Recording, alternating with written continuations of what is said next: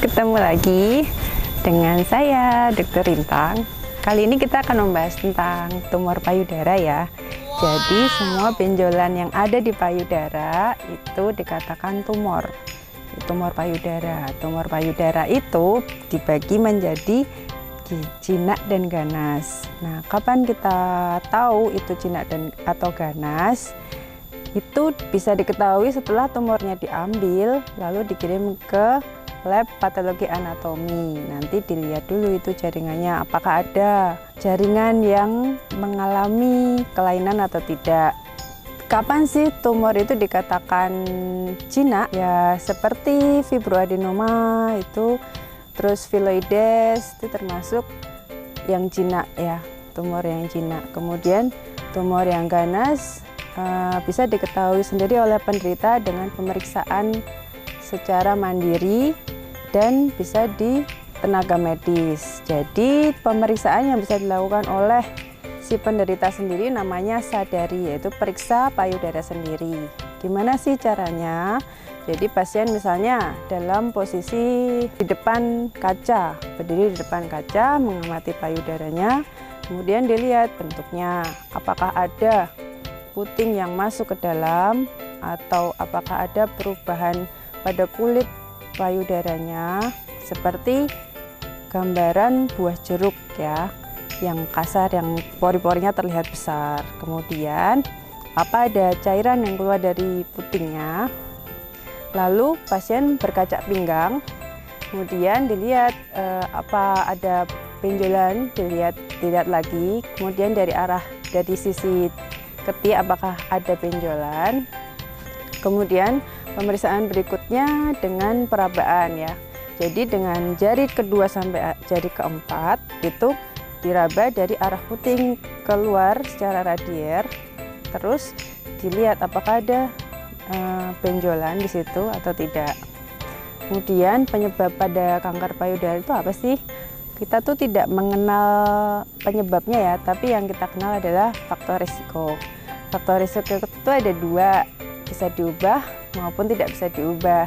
Yang tidak bisa diubah seperti usia, terus keturunan itu tidak bisa diubah. Namun bisa kita minimalisir dengan membuat pohon keluarga, misalnya dari 3 generasi nanti dicek apakah ada riwayat tumor pada generasi nenek, generasi orang tua kita, atau generasi bibi dan paman gitu. Biasanya diturunkannya secara autosomal dominan ya.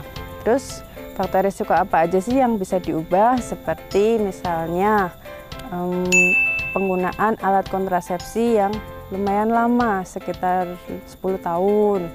Kemudian menstruasi yang terlalu cepat, kurang dari 12 tahun. Kemudian menopause yang datangnya terlalu lambat. Pekerjaan ya, misalnya terlalu sering kena radiasi di bagian dada. Lalu bagaimana jika jaringan yang diambil itu terbukti jinak?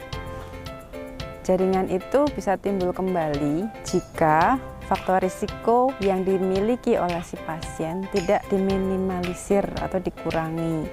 Faktor risiko apa saja? Faktor risiko yang bisa diubah tadi seperti makanan yang karsinogenik, banyak pengawet, terus penggunaan kontrasepsi. Nah, itu nanti akan dilakukan pemeriksaan secara berkala oleh tenaga medis. Jika pasiennya berusia kurang dari 40 tahun akan dilakukan pemeriksaan setiap 3 tahun. Namun pasien bisa melakukan sendiri di rumah dengan pemeriksaan payudara sendiri. Pada usia yang kurang dari 40 tahun disarankan untuk dilakukan pemeriksaan ultrasonografi. Pada pemeriksaan sendiri oleh pasien, jika ditemukan benjolan maupun gejala yang tidak normal, segera dibawa ke pusat kesehatan untuk diperiksa oleh tenaga medis. Pemeriksaan ini namanya sadar diperiksa oleh tenaga medis di puskesmas ataupun rumah sakit terdekat. Yang terakhir adalah jenis kelamin ya. Pastinya kebanyakan kalau yang derita kanker payudara itu wanita, tapi tidak menutup kemungkinan laki-laki juga bisa menderita kanker payudara. Nah, apakah pasien yang sudah terdiagnosis kanker payudara itu bisa sembuh?